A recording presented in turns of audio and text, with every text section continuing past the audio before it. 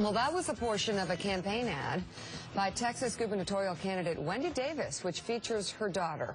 But the Dallas paper revealed Wendy Williams was 21, not 19 when she first got divorced. And Wendy Davis's mother attended school through 9th grade, not 6th. Republicans have pounced on the discrepancies, but she is defending her narrative as a single mother, defying the odds. And here with us now, NBC News political reporter Casey Hunt.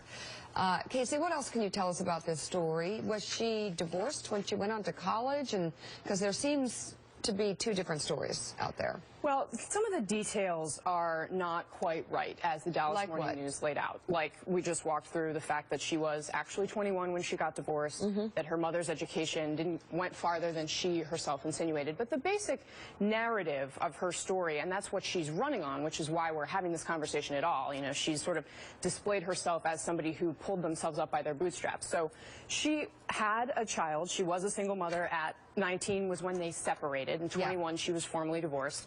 And then she went on to go to community college. She eventually remarried.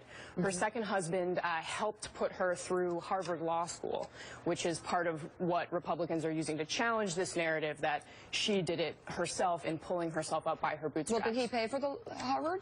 He helped, so he cashed out one of his accounts and helped her pay to go to Harvard Law School. Yes, she went to college it's still, to me, it's still a great story. I mean, the mother is 9th grade instead of 6th grade, and she lived in a trailer park even if it was only for 4 months. I mean, but it's still, to me, a bootstrap up from the ground story. And there were also some suggestions in the Dallas Morning News story carried a blind quote that suggested that her ambition was such that she went off to Harvard and left her 2 daughters with her second husband. So after her first year at Harvard Law School, she did commute back and forth from Boston. Is she still married to the second husband? She is not still married to the second husband. When did that happen? In fact, been vaguely critical. A long time ago, but she obviously has her husband's, her second husband's name. So Davis is the name of her second husband.